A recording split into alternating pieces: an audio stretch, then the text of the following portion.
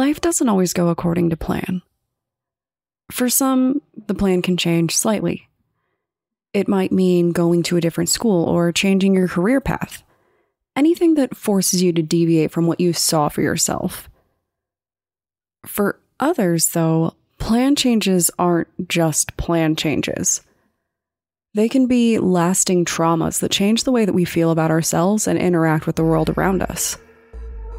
These changes can leave us vulnerable, and while vulnerability can be beautiful and honest, sometimes it just paints a target on your back.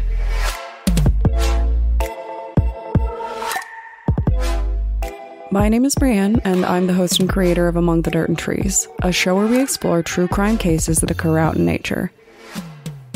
In today's episode, we're going to discuss the murder of Marie Fahey, a young woman that got tangled up in an affair with a millionaire and paid the ultimate price for it.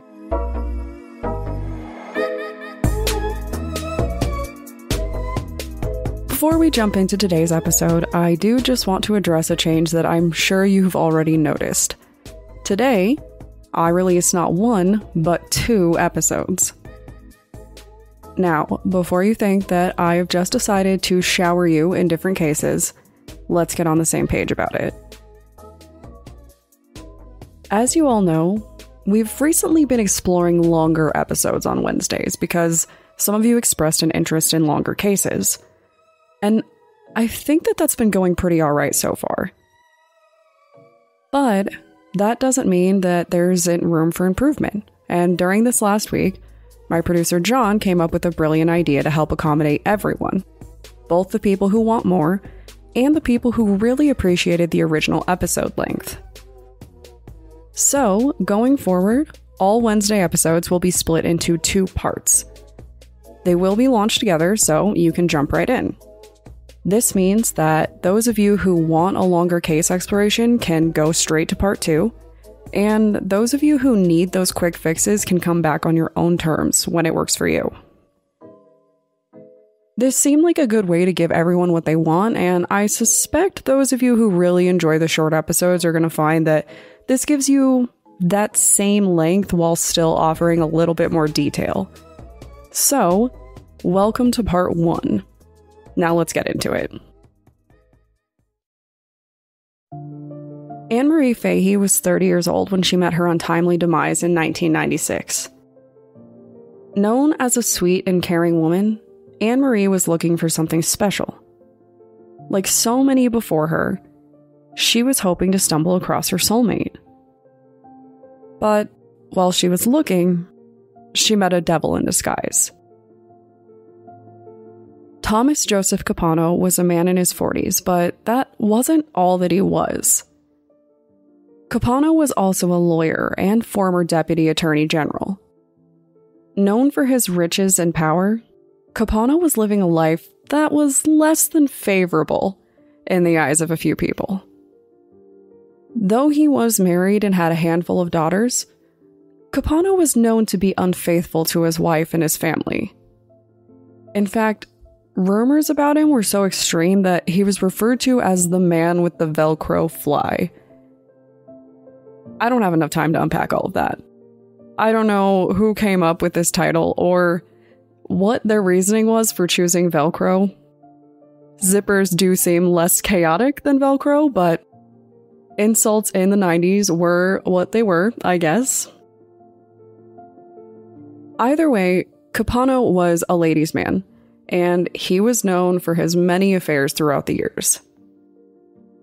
Along the way, he stumbled across Marie, and things took a dark turn over the next couple of years.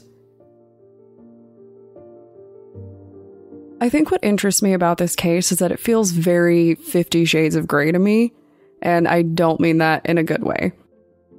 I am not here to shame anyone for their literary interests, but I will say that one of the best posts I ever saw about 50 Shades basically said that with a minor tone change, the story can go from being a romance to being a thriller, since she is essentially stalked. And we can kind of see that with Marie and Capano. This was a powerful man with a lot of money, and he just kind of swooped in on this woman with a very troubled background and took control of her life, basically. Anne-Marie grew up with a lot of financial insecurity. Her mother died when she was a child, and her father did not take that well.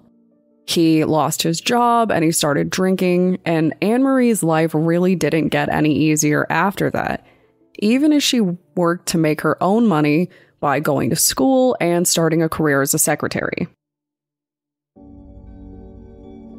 Capano began courting Anne-Marie, taking her to lunches and then eventually nice dinners, but it wasn't all fun and romance.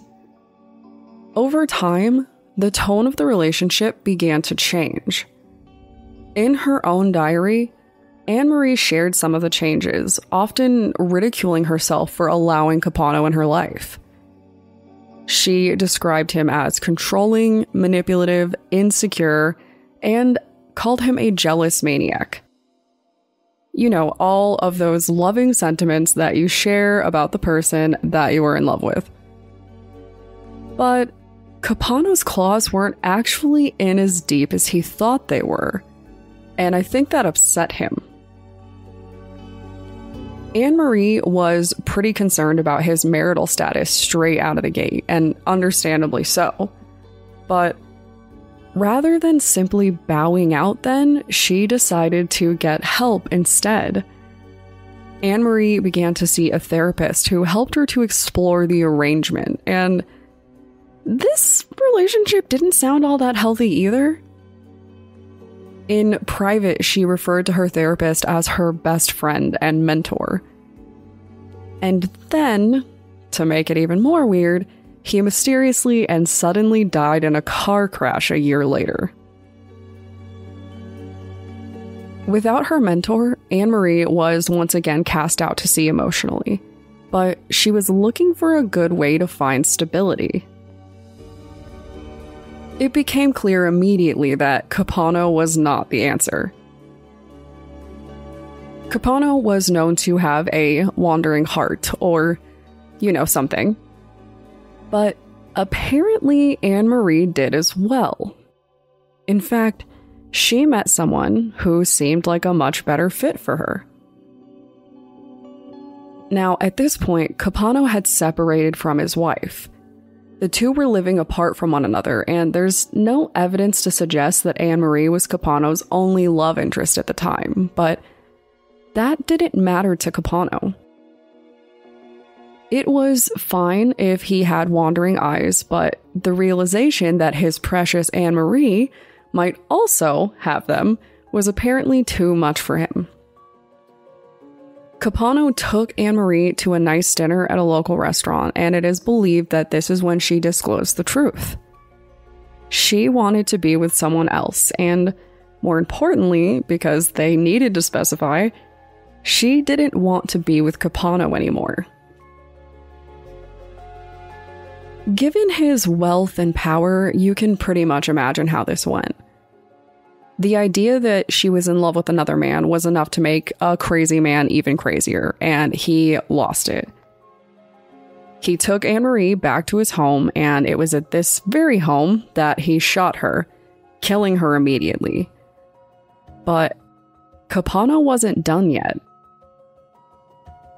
A man like Capano couldn't just kill someone and let it be done, you know?